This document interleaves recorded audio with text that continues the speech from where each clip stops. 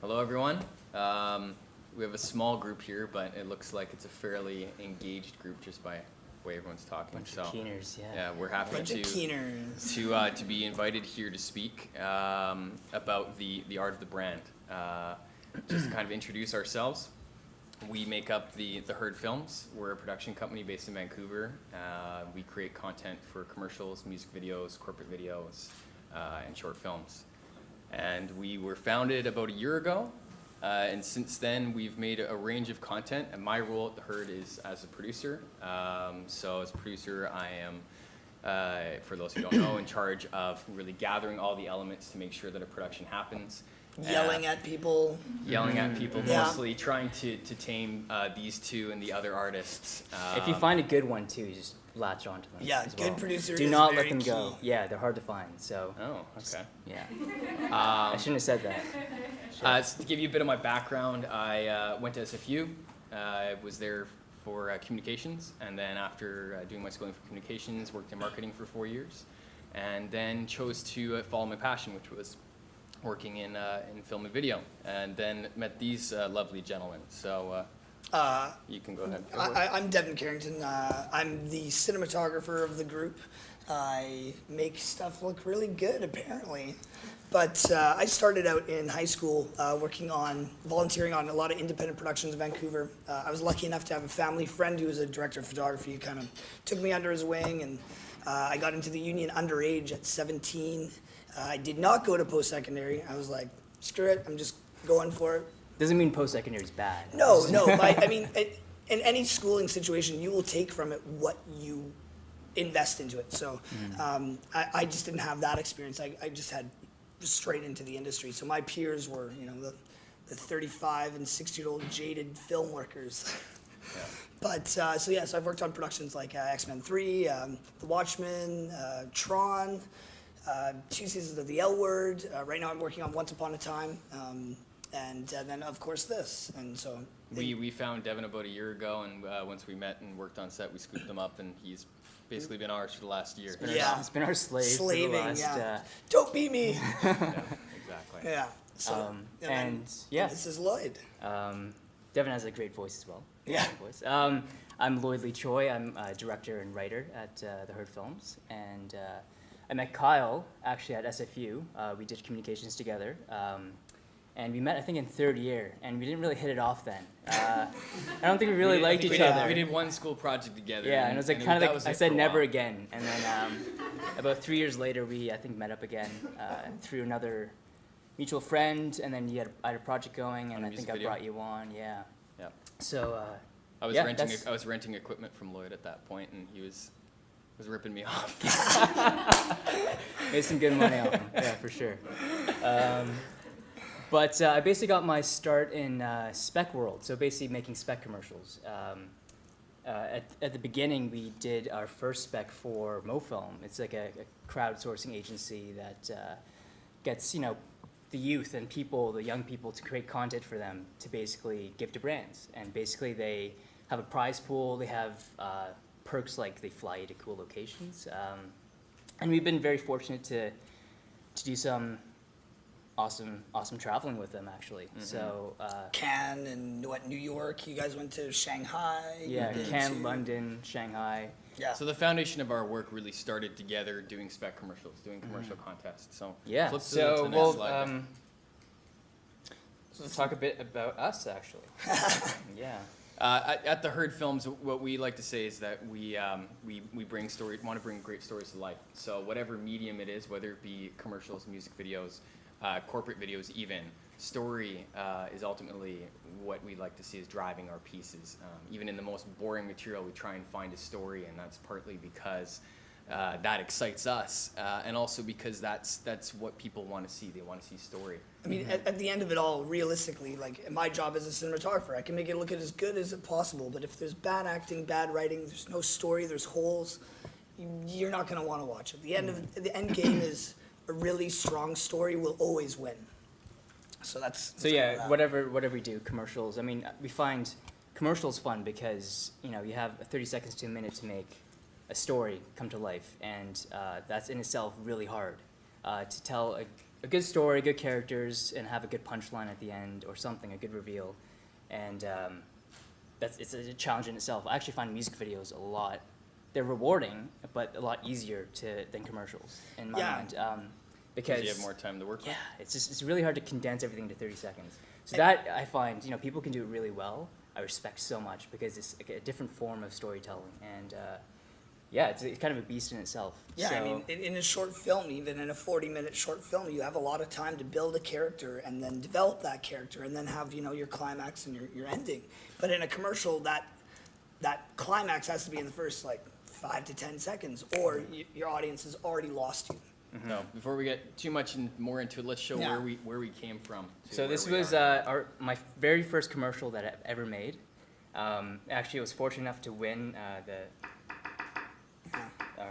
the MoFilm New York competition. So here it is. Oh wait, that's a picture of us. This is photos of us on set. So Yeah, there's a llama there too. It's pretty cool. you can go back to those later.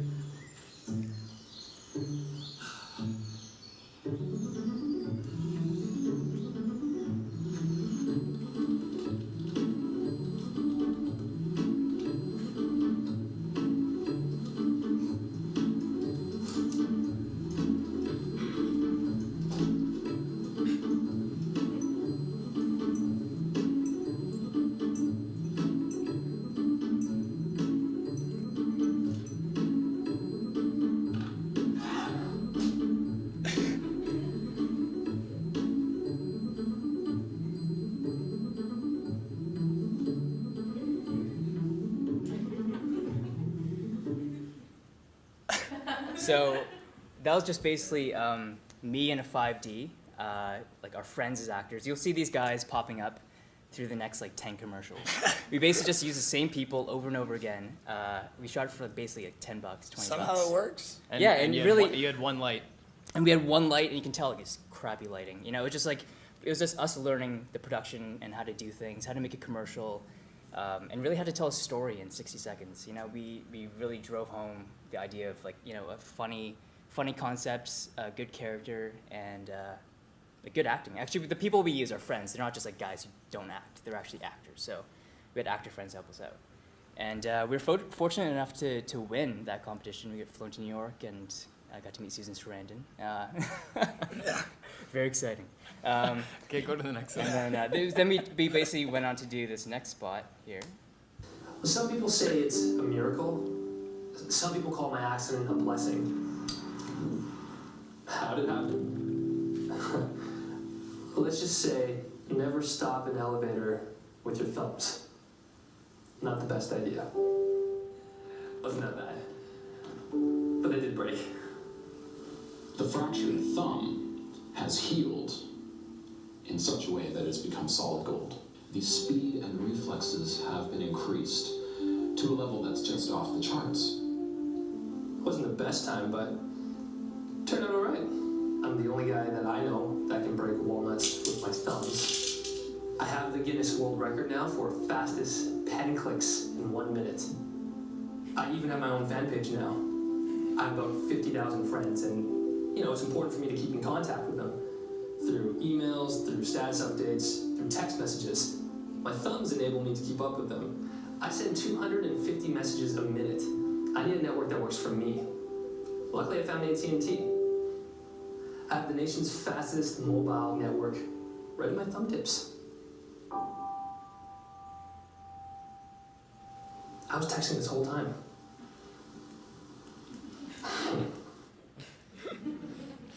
So again, we made that with the 5D, our friends. It's just, we wrote the scripts. I think we produced it in 3 days. And Shot it in my office and Yeah. our I friends' had to places. wrangle him to be in the commercial. I don't know if you saw him. You'll but, see me with hair there. Yeah. Yeah.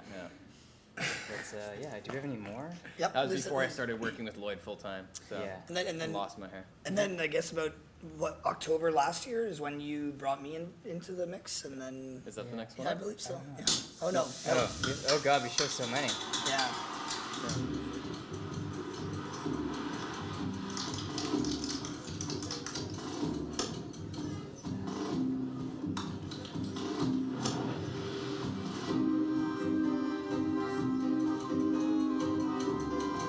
Is this red?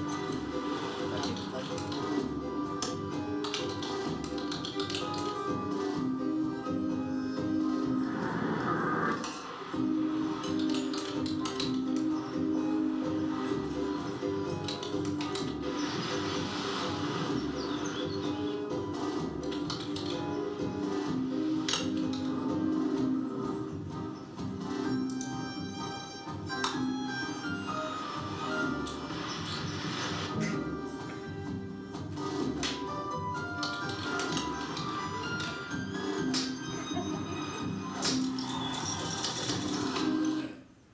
So that was interesting because we're finding now more and more that that brands are trying to push real stories, like short films, not just a commercial, but an actual short film. So this was a competition hosted again by MoFilm where they asked for 1-minute short films, which was interesting and excited us. So that's what we came up with.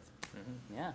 I mean, that's really what it is about too, is that brands are no longer wanting to push their logo down your throat. They want to connect to the masses on a much more personal level now. So you're finding more and more that brands are asking for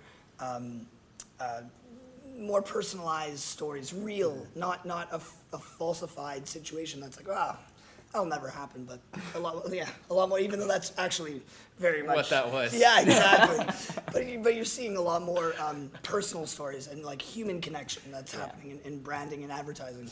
Yeah, it's really, you'll see it throughout the whole presentation. It's all about stories, and that through stories connects with audiences. Yeah. So that's all it is. Do you want to show more? I feel like Let's show one more. Yeah, I think Okay, I think we, the next one is when I started getting in. Oh no. No. Oh, God. Why the mustache? Show it. Okay, same people again, you'll see. Why?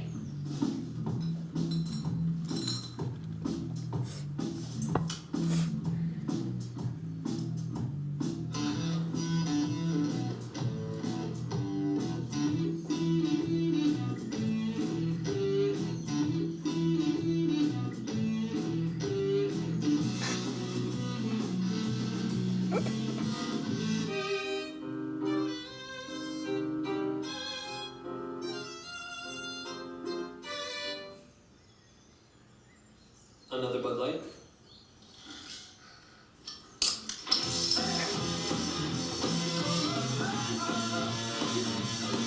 It's the sure sign of a good time. Just right taste of Bud Light. Here we go.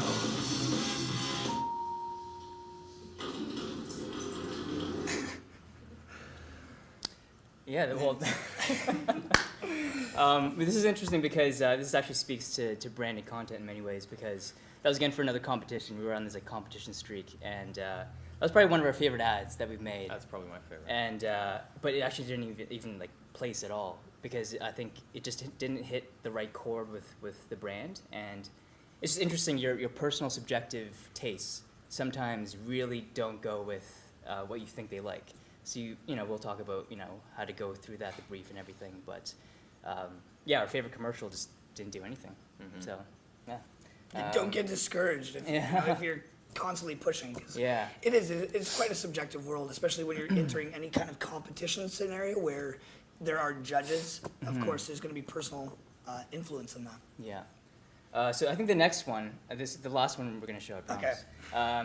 This is when we You met wanna show- Devin. You want to show Llama or Slip and Slide? Slip and Slip and slide, slide, yeah. So we met Devin. You'll notice a big jump in production quality, because now it's not me shooting, now it's just me directing, which is awesome. Yeah. But he's actually the guy, you know, lighting and controlling the camera. Meticulously lighting. And you'll see a big jump in production quality, which we think is important, especially nowadays where there's so much content out there.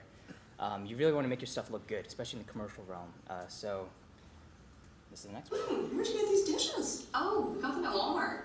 And from the money we saved, we got to buy the kids the slip and slide they always wanted.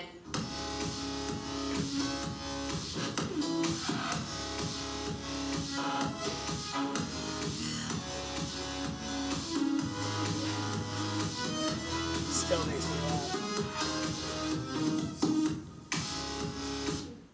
The kids.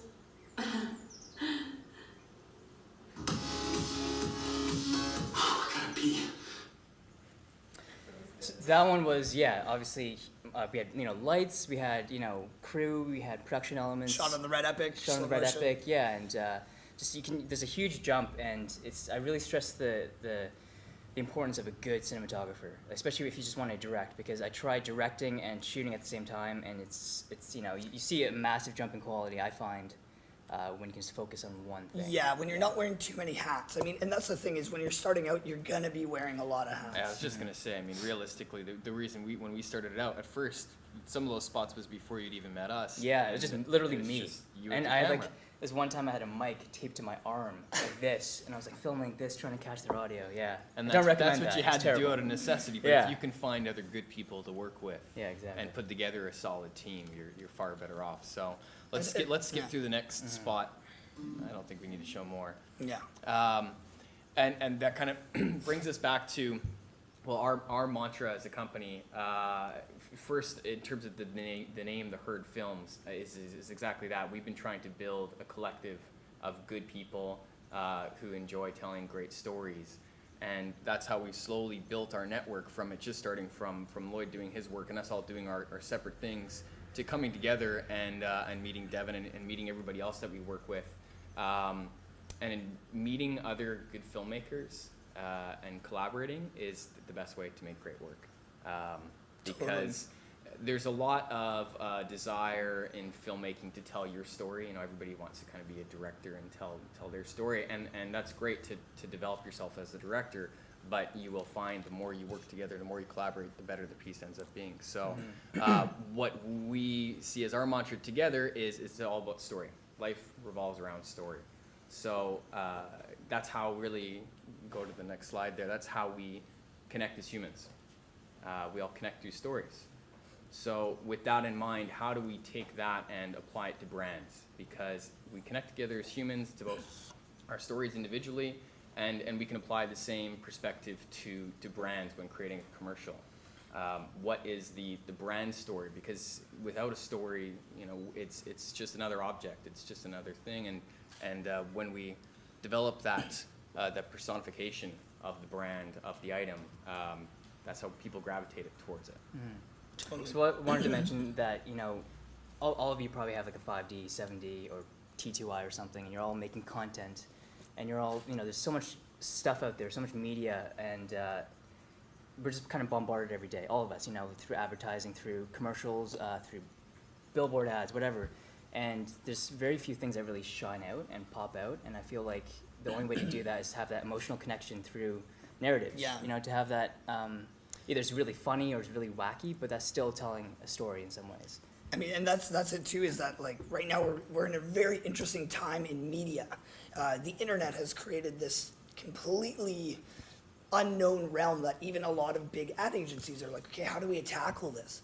And you're just seeing this influx of media, you know, billions of hours of videos uploaded all the time.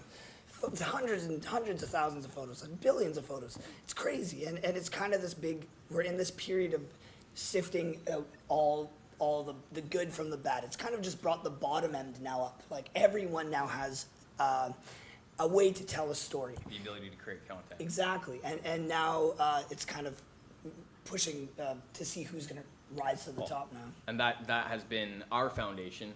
We've been very fortunate by the ability to create content for low budgets because of access to technology, and it's allowed us to build a portfolio. So for the last 2 years, and that was only a few of something like probably 20 to 25 spec commercials we made just to build a portfolio of our work.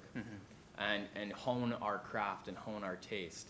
And through that, we've now been able to build a production company where we're getting direct contract with agencies and bands and Record labels. It's as much as it's been the opportunity with the access to technology. Now it's also the challenge. How do we define our voice? How do we separate ourselves from the pack? Yeah. I like the saying, we're all shouting at once, because that's kind of how it is. Everybody has a voice, and we all want to be heard. So, Tweeting, Instagramming, you know, everything. It's all like, whoa. And really, it just comes back down to personal connection. If you feel an emotional draw to something, you're 100 times more likely to either purchase that product or be attracted to that commercial or talk about it. I had a meeting with an agency CEO the other day, and he was talking about how they had an ad campaign that went to TV and just totally blew up. It was in Alberta, and it was for syphilis, actually. And really? Yeah, and Wow. he was just amazed by how that reach just got to everyone, where he was sitting in a cafe and he heard people talking about his work, and it was just like, wow, that's amazing. There's a lot of people in Alberta with syphilis. Yeah, apparently there was an outbreak. I don't know. But on the other end of the spectrum too, I mean, we know from our experience, we've made content where we'll spend months putting time and effort into something, and it'll live online for all of 2 weeks, and then it's just another clip on YouTube. Sometimes it's disheartening, actually. You know, like you spend so much time and effort on something, and then boom, it's gone, and it's like just out of the realm of people's minds. Well, it's like a shelf life. The shelf life of media is now 10 seconds. You know, it's just gone. Oh, okay. Well, even like the viral content too. Like you only see it for maybe A like week. a month to 2 months at most, and it's Before it's old news. Yeah, exactly. Yeah. So yeah, really trying to define yourself. Except for And- Old Spice, I guess. yeah. That was way too long, drawn out. That was drawn out. Yeah. So Okay. that said, then how do we stand out? And this is something that we always continue to still work on ourselves as well. You know, what is going to make your piece stand out? It needs to be. Does it need to be more, you know, funnier than anything else? Does it need to be more emotionally appealing, surprising, bold? You know, when you speak of viral pieces, when we often have clients come to us and they say, we want a viral video. And we're like, okay, Stop saying that please word. don't use that word because it's really impossible for us to promise something going viral. But if you really want something viral, it needs to be bold. We say, okay, well, and a lot of brands have a really hard time with that. They may say, yes, we want something that's bold, but then we'll present them with a bold treatment and they'll go, This is a bit too racy for us. Yeah. Or the beauty of doing spec commercials, of course, when it's not a contracted piece, when it's a contest piece, which has been great for us, is, okay, I'm going to make whatever I want. I'm going to make whatever I want. If they like it, great. If they don't like it, too bad. So that's been really good for us to develop our voice. But now working directly with clients, it is a lot more challenging to convince them to be bold because we know that's the only way that it's going to have massive reach is being different. I think sometimes we do miss that freedom because now it's like really I guess like it's a new challenge of dealing with clients because they have a very specific branded identity that they have to stick with no matter what. You know, they're very focused on that. And if you don't have anything, if it kind of deviates a little bit, they'll kind of jump on it. But I think in order to really, you know, be separate from the pack, you have to jump away from there.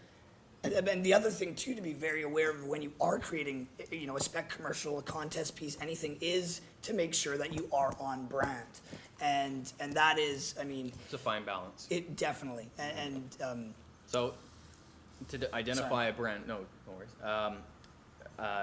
Like we're saying, you can have a great idea, but if it's not relative to the brand, then it's you know, a great piece for you to have in your portfolio, but it's not going to be relative to them. I mean, if you make like an Axe commercial for, I don't know, Colgate. Dove? Or Dove. No, well, maybe Dove. No.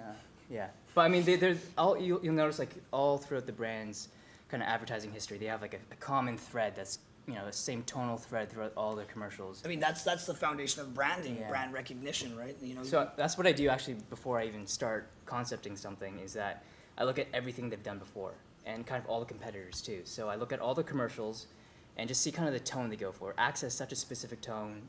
Dove, Old Spice. Well, now they have a very specific tone, Yeah. you know. And I think that's so important, is just hitting the right tone and the right humor or whatever it is, emotional branding, whatever. And looking at the competitors too. So you don't want to make a Volkswagen ad that's so common and iconic with Volkswagen for like Ford or Chevy, you know. Yeah. So you want to really do your research.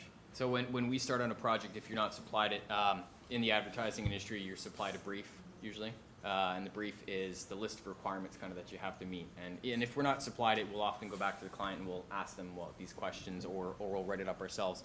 And the items that we go through is, who's the target demographic, right? Who is this? Is this moms in their 40s, or is it, you know, 20-something year old guys? And I think this is so important too, is just hitting like the right demographic. Yeah. Because they're very specific. It's like males between 18 and 21. And you really have to be focused on that demographic. This is also kind of why brands are also wanting young filmmakers, I guess, like us, because we are kind of the new fresh mind. And especially in a lot of advertising, a lot of it is geared to that 18 to 30-year-old demographic. That's, you know, a huge part of the consumer world right now. And it's a lot easier to make content for yourself too, for your own demo. Yes. The I mean, other we things, can relate to ourselves, our age range, you know, a lot easier than, say, a 50-year-old trying to create a funny commercial for, I don't know, Durex. sure can happen. Tone. So is it meant to be funny? Is it meant to be uplifting? Is it meant to be heartfelt?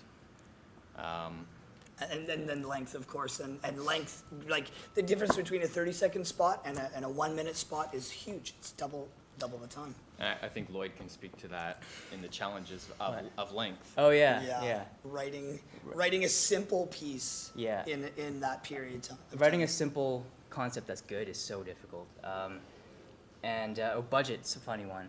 because it fluctuates. Well, it doesn't fluctuate, but it's just you always have an idea that's grand, and then it's always over budget, but you still have to make it under budget. Even if like $1 million, you're gonna make a $5 million concept. I'd like to speak to that because as my role as producer, Yeah. my role is to deliver on budget, on time, and all those things. And Lloyd's role is usually to push me as far as I'm willing to go.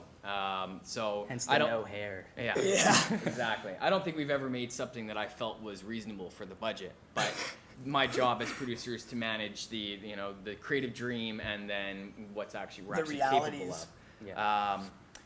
And one of our downfalls at times has been to go beyond the scope of what we're capable of doing for a budget or time frame. And Lloyd's learned that too when writing concepts, when all of a sudden we have 9 locations that we need to film at, and that's great, Right. but then you stretch yourself so thin that you get 9 not as good scenes instead if it was just one location and a simple setup. And Then you can take more time to light it and et Over- cetera, et cetera. over the years, we've gained a respect for simplicity and clever writing. Yeah, definitely. So Tropicana is an example we want to use for breaking down this brand. Lloyd, you'll have to because I can't I see know it it's from so here. tiny. Oops. Sorry, I went all graphic design and made it really Yeah. tiny. So minimalist. Says it's wholesome, not from concentrate grove to glass. Yeah. Can you read that up there? Can you guys read that? Sunshine. I can summarize it because I know what Tropicana is all about. Tropicana is a premium orange juice brand.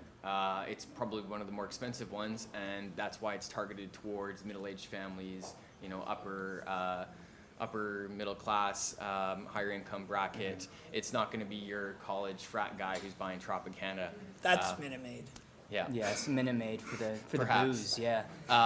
And they are they're wholesome both in their packaging and in their branding as well. So let's flip to the next slide and take a look at one of their spots and discuss if this is on brand. Internet working? Yep.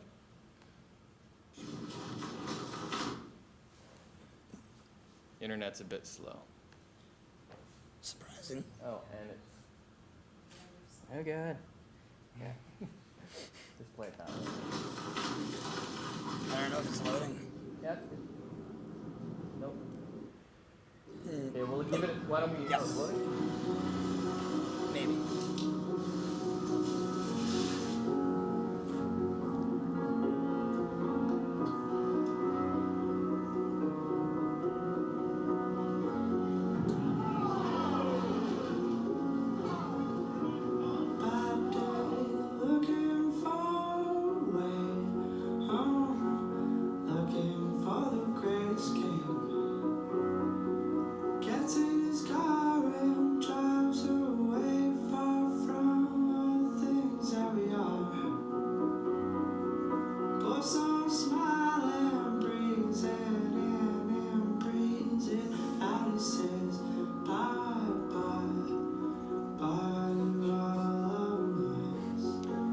Okay, so that's an awesome commercial. Yeah.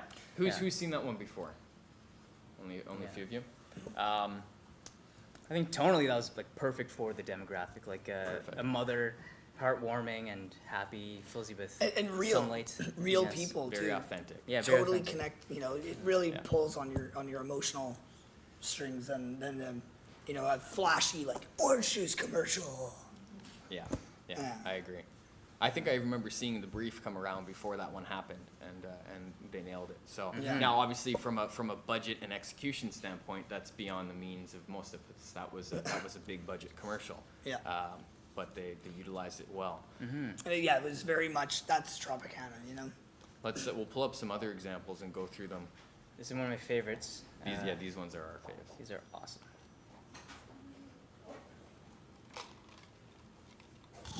Has anyone seen this one? Susan Glenn? Okay.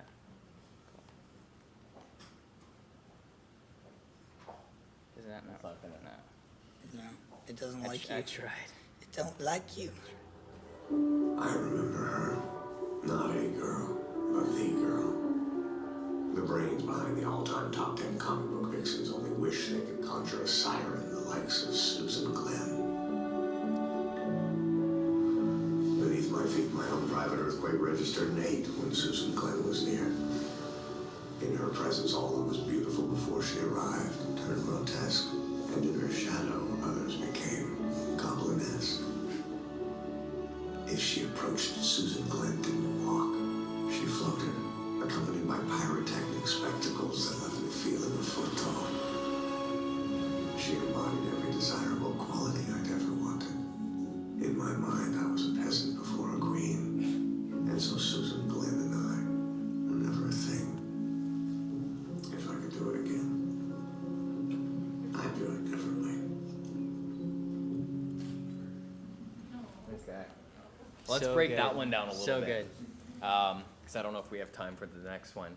I love that commercial partly because it's on brand, but it's not at the same time. From what I've seen from Axe beforehand, I think most people think of Axe as being like your typical bro product, or it's Like, yeah, Sexy. chauvinistic male Sexy girl. point of view, Yeah. and women jumping on the guy. yeah. There's the commercial where there's all the women chasing the man. The down Chocolate and Man. jumping Have you on seen him. that one? Yes. That's really good too. You should check it out. So they're generally very, very chauvinistic, and this one was a lot. Took a different tone. Yeah. Well, it took a more, I think, emotional tone. I don't know. It was interesting. I think they want to kind of shift and go to a bigger audience than the typical bro male who's in college, like overspraying himself with Axe, right? They want to, I think, broaden their audience Their and scope, their yeah. scope. So I think this is a great commercial on.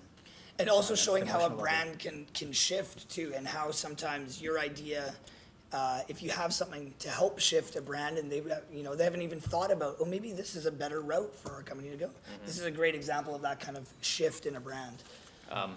Also, the writing of the voiceover of that one. Yeah. I think is kind of in vogue at the moment is the exaggerated scenarios where he's going through the day and there's all these scenarios that would never happen. It's kind of like the Old Spice style. There's a lot of commercials that are doing that right now. where Dollar they Shave use- Club. Yeah, Dollar Shave Club's another example. If anybody's seen that, I don't know, but over the top voiceover and Yeah. scenarios, Yeah. people seem to be gravitating towards that right now. Yeah. Do you think we have time for wind? Yeah. Yeah. Well, it's yeah. Okay. Yeah, 'cause we got it. It's not gonna go full screen. Don't even try. I think he was always misunderstood. People just didn't seem to like me. Load. There we go. Go for it.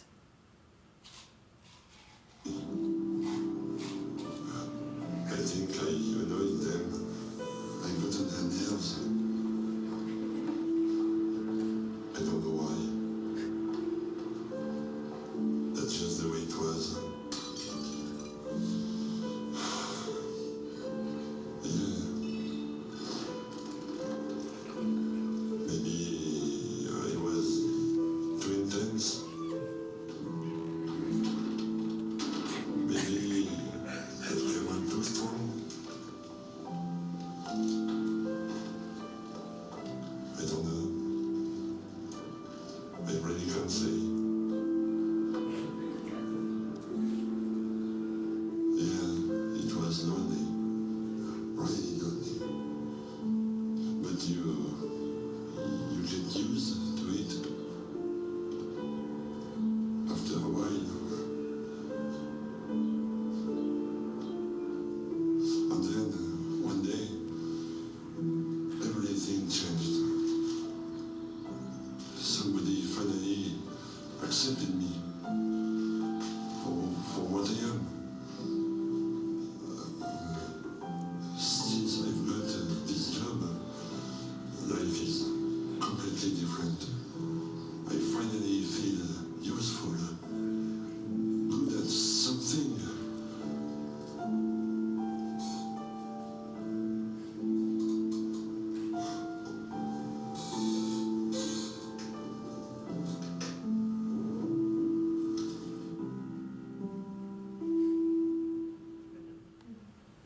Brilliant. So good. Yeah, great advertising. So I think what you'll see in kind of all those commercials we showed you is that it's all about the setup. There's like a setup at the beginning, and it's always a reveal at the end.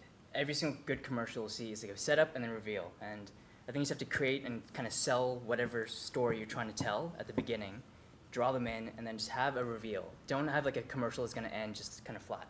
Always have something that surprises the audience at the end, and that's kind of the general formula for commercials. Yeah, That's the story arc, I'd say, of the commercial. And that one, I mean, that's a luxury to have 2 minutes to create that story. But what I like about that one, though, too, is that that could be produced on such a small budget. Yes. I mean, all they did was Yeah. walk around town Yeah. and get a couple different people. Well, you got to hire like a Set- giant Frenchman. Well, Yeah. Sure, that hard. was a specialty item. Yeah. Or Kiefer Sutherland. Just find those 2 people, you're good. Yeah, Kiefer. Just call his agent. He'll be fine. But kind of in summary of our message of where we come from is we say, we like to make the content that we want to watch. Whenever whenever we ask Lloyd to write a script, he always takes the approach of writing something he wants to see. And we step back and we realize that if we're creating something that we wouldn't want to watch ourselves, then what's the point? Well, I mean, look at how many advertisements you watch on TV or radio especially, and you're just like, oh God, why am I being subjected to this? Yeah. And now even on YouTube, you have YouTube bumpers, and a lot of people are like, oh. It's funny though, when you watch YouTube, I watch commercials on YouTube sometimes, and they have commercials in front of the commercials, and they annoy me so much. Yeah. Commercials yeah. in front of commercials? Because they're usually really bad. Yeah. Yeah. So, But, yeah. I mean, maybe you can speak more to that in terms of developing your style. I don't really know how I developed my style. I liked funny commercials. I don't know which one I saw. I just kind of always enjoyed the Super Bowl commercials, obviously. The Cannes Lions Festival has a lot of really great content. But yeah, it's basically everything we do, especially competition pieces. You want to make stuff that you want to build your reel with. So if it's not even going to add to your demo reel at all, there's no point in making it. So I think always approach kind of, especially spec pieces, something that can add to your demo reel. That's kind of how we approached it. And having it look good is a bonus too.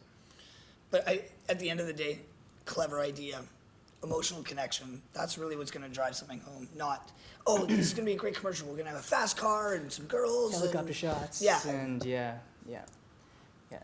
That's kind of the formula for that. So I think we're going to hand it over to Jenny now. There she is. Yeah. To come up and Sorry. finish off the presentation, and then we'll do Q&A. And we want to really engage with you on what everybody is doing and see where we can gain insight from you and vice versa. Great, thank you. Yeah. So now you guys learned about branding and filmmaking, and I would like to present you with an opportunity to enter for a chance to have your commercial showed during the Super Bowl. So, Lloyd, do you have the... Yeah, I do. Okay, so we're going to play you a video from Doritos.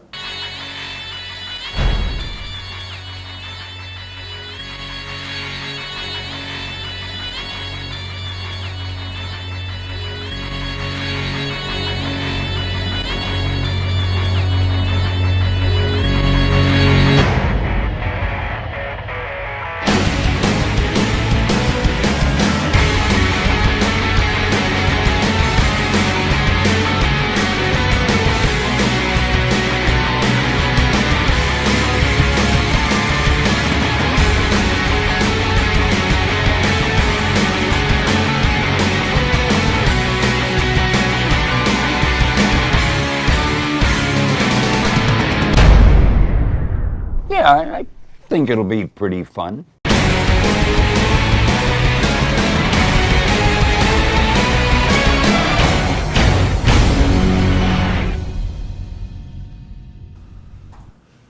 Great, so you could have a chance to win $1 million.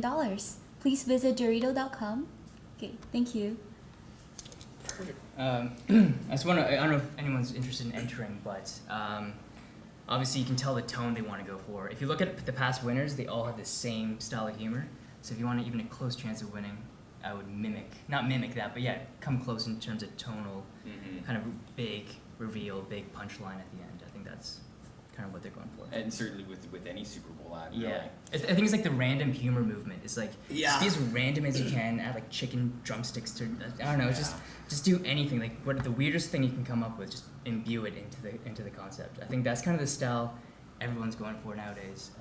Old Spice, Dollar Tree. Yeah, I mean, it worked for, it's kind of a lot of people are following suit in that style, but it really does. I mean, it makes you feel good. An ad makes you feel good. It's, it's doing half of its job right there because you're laughing. It's that emotional connection to, make you buy stuff. Yeah. So we want to move on to Q&A if anybody has any questions for us about this contest or about anything we do or what we're talking about. What format do you usually have to hand your commercials in once you've shot them and then you're exporting them out of whatever? What are these commercials? Mainly format? 1080. It usually varies. Yeah. Yeah. We shoot a lot of red nowadays, but still we're down resing to full H.264 1080p.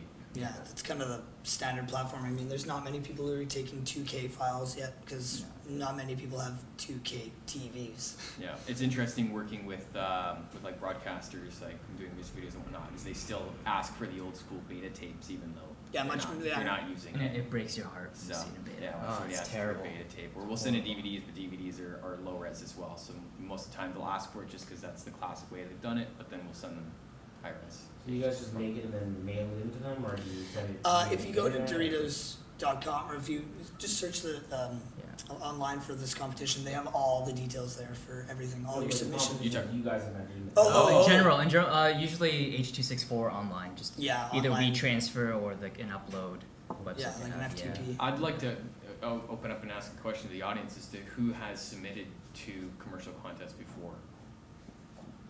I know this guy has. Yeah. I came across one of Tyler's shoots a couple months ago when I was just walking through a park and I saw a bunch of people standing around dancing and there's a bunch of camera guys. I was like, what's going on here? I went up and asked him and he was doing a contest piece for MoFilm, which is the company that we've done loads of stuff for as well. So that was just kind of cool to see that happening as well. So so can you speak a little bit to how doing contest pieces has been for you? For sure, I think it's like an awesome thing of our time that we get the opportunity to do it, but it's always like a caution too of not being exploited. Yeah. I think there's a lot of sites that really take advantage of filmmakers. I was telling you guys about PopTen. Yeah, tell us about that actually because. So PopTen's another. So first off, I'll say these guys are absolutely amazing. They're like the top Mo film in Canada, I think, and they just dominate it all the time. It's quite impressive. Thank you. But yeah, so PopTen's another site. There's lots of these sites. They call it crowdsourcing media now. Obviously, Vimeo's now starting to do it. They just hand-select people. But PopTen, what they do is you can enter and you can win a prize, but they won't give you any seed funding. And then if you've gotten to a certain level, you can get into their pro community. And once you're in the pro community, which I find really interesting because we were sort of bumped right into it just because of our work, because we knew some people. And it always doesn't hurt to ask these sites either if you have a reel just to send them yourself. But their pro community it's 10 to 15 people a project, buyouts are $10,000, which sounds great, but they only give you $200 to shoot with. Which is crazy. It's crazy to the fact that you're trying to secure, you want to get all the paperwork done, and if you're trying to make anything of any quality, for us it just wasn't worth it. Yeah. I have a friend who's a producer down in LA who he works through them, that's how we got in, and his first one played in front of The Great Gatsby across. Cool. And he got $10,000 paid for it, which is insane. That was a national released ad. It's crazy. In theaters all across North America for the entire summer. Yeah. So his actors were we only got paid, $50 to come out for the day. And he's like, well, we got this first residual, we're gonna get you guys another $100, but after that, and I paid my crew, that's it. Yeah. And so I think it's really just do the research on your sites. Some sites really pride themselves taking care of filmmakers, and other ones are really just looking for cheap content. There's so many crowdsourcing websites out there. There's probably 10 right now. I feel like there's a new. There's a new one because it's becoming a big, huge industry where they're now tapping into all you guys essentially to create content for brands for so cheap, which is good and bad because we think it's there's always pros and cons, but for us to make content for big brands at our level all of a sudden, and we go to these events and we talk to them in person and we exchange cards and contacts and we're getting it in essentially into the bigger industry. That's a major benefit. 10 years ago, impossible. It'd be impossible to talk to these people. Yeah. None of us would be able to do that. And at the same time, you're building a demo reel. You have practice, and you're building towards something. You're not just sitting idle and just doing nothing. Yeah. And creating content that is relevant to potential career. Yeah, exactly. So, and then I guess the cons are, you know, low budgets. You know, you may feel a bit exploited, but I think, like Tyler said, just be really picky on what you do, and just go from the point of view like you're building something. And you're not going to make much money at the beginning, but you know you're working towards something, which I think is important. Yeah. How do you guys plan your schedules based on, because you know, part of it is you never know when you're going to get the shoots. So what's your guys' process? For like when we're bidding on contracts and whatnot, that is becoming increasingly challenging. We're so busy, it's ridiculous. Yeah, especially we're having a lot. Yeah, when, I mean, with anything in the video world, it's often is a bid, and then you find out you got it, and then usually it's a short time frame in order to make it happen. So what we've learned the hard way a couple times, where we'll put ourselves out bid on everything, and then all of a sudden we get yeses on everything, and then we try and make it all happen, and as a result the quality suffers. That's also why he doesn't have any hair. So lots of nights of no sleep executing, and then just becoming a little bit smarter about what to say yes to and what to say no to, and knowing that you know, part of the power once you get good enough is in being able to say no and knowing what to say no to.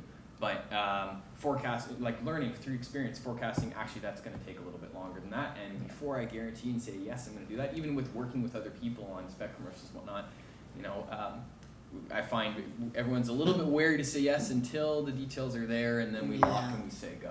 So I think we're still learning that too. We overbooked ourselves for the next 3 months, and it's just it's daunting. Yeah. Yeah. So any other questions? Do you guys rent your own? Do you rent equipment, or do you own your own equipment? We own a red camera. So we've decided to invest in a red camera, but we rent lighting and we rent most of our gear. I think a good investment, honestly, is lenses. I would definitely buy good lenses because that will last forever. Yeah, good glass, and like even certain things. There's like certain grip gear that you will use on every shoot, but also going to some of the rental houses and building relationships.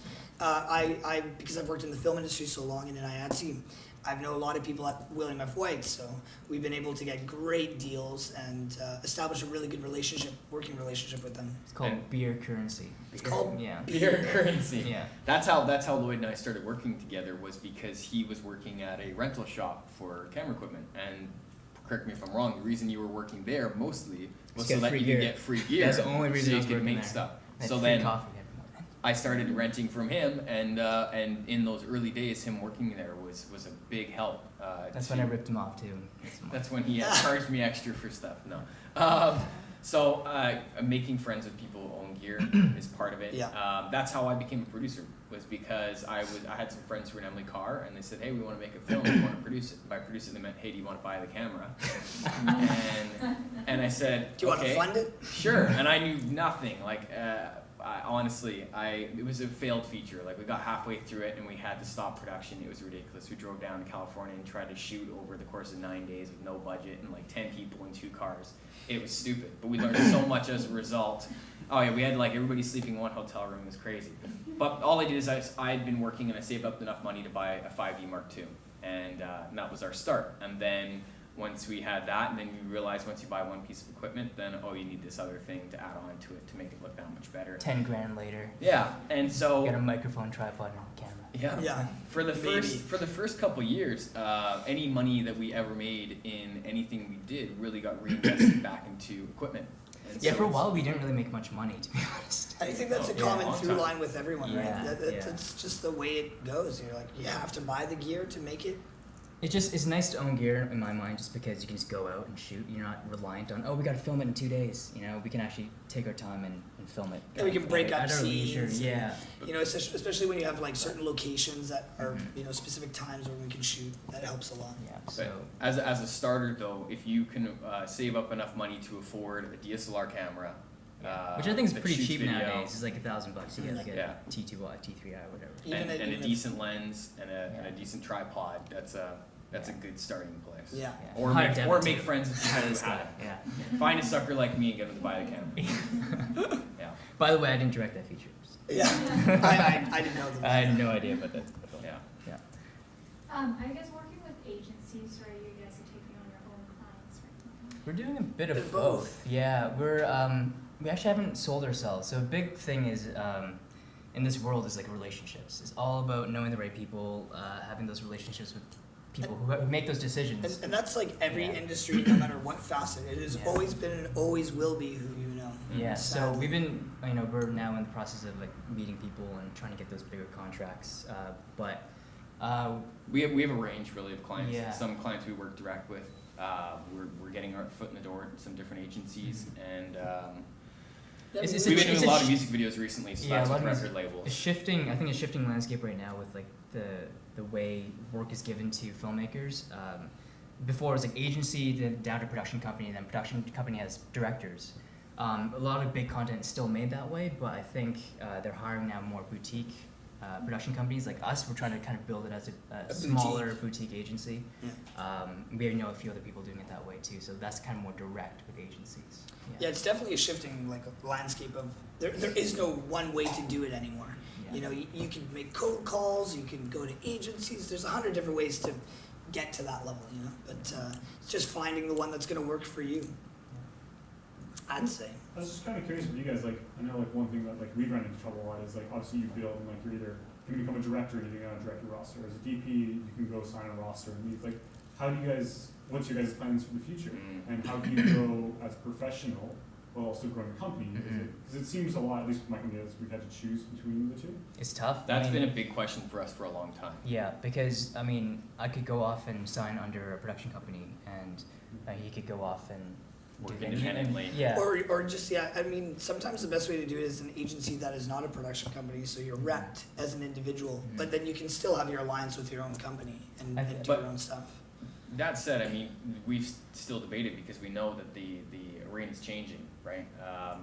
We know people who are signed, we know directors who are signed and DPs who are signed that are getting no work from their agents. And They'll they're go and pretty- sign with a big agent. Pretty big production company, and they get no work essentially, and Yeah, you're kind of work's contracted to that too. So, I mean, it's a give and take. Like, I think if I did sign with an agency, like, I'd always bring it back to us, no matter what. Like, we'd always come back to the company, and What we found, the reason we call ourselves the Herd too, is that we're still trying to build like our little community that we know how we like to do things, and by having our own company and having our own team, we kind of get to do it the way we want to do it. Yeah, and that's huge. I think we have our own control versus it keeps it top-down fun. agency. Exactly. It keeps it fun because we work with people that we like and that we work Yeah. well with, and so for the time being, as long as we can continue to build that and bring in contracts ourselves, then that's the way we'll do it, and we maintain more freedom that way too.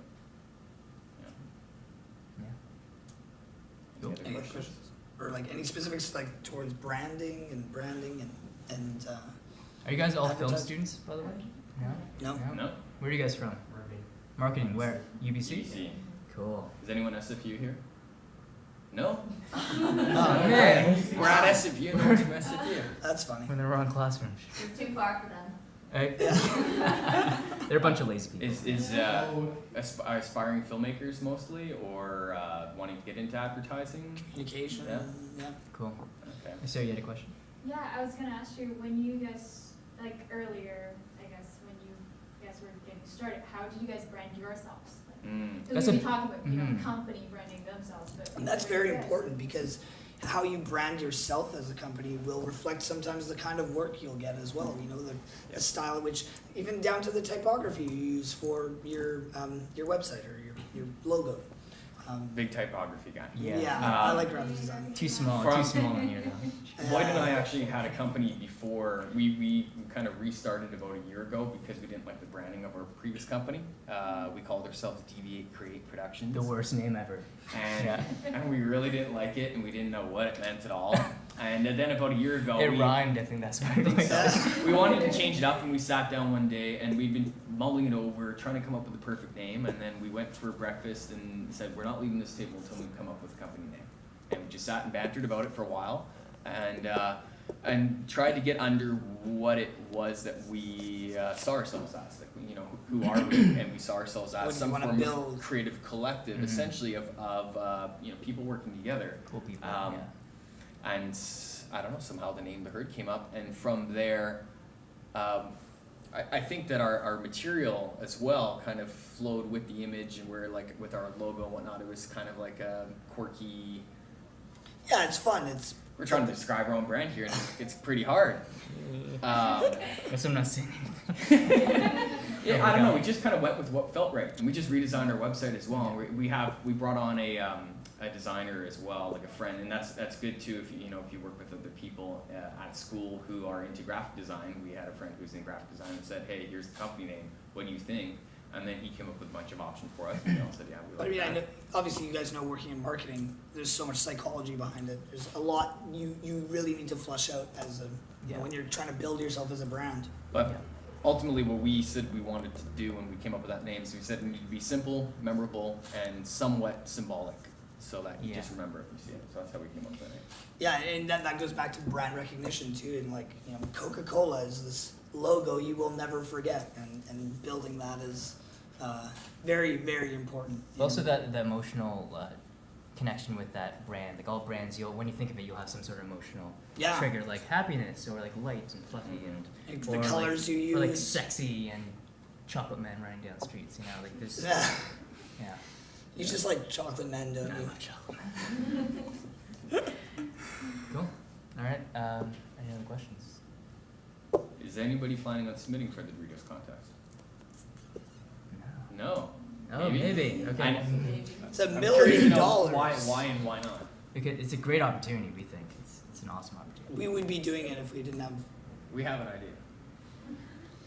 For the right amount of money, we can tell you. We don't have time to do it. We don't have time to do it. We don't. Yeah. Is it TV only or? It's shown at the Super Bowl. It's a Super Bowl, so it'll be a national TVC and of course online as well. Does anybody have any other production related questions? You should totally do it. We can get access to all the gear because we go to BCIT, so we can get all the shit for free. Yeah. To do it, right? So why not? It's kind of a why not? Right? Yeah. Why not? If you look at all the good spots, they're all like one location, like 2-3 actors. It's so simple. It's like, you can shoot it in a day. So you should definitely do it, for sure. You know what? We're from Solder. So what we do is we make a deal. 20% commission if we buy your idea. If you win it, we'll give you $200K. Deal. Done. Love it. Come right up after. Done. Shake hands later. Okay, good. See, but you haven't asked what the scope of the project is yet, though. It might be beyond the budget.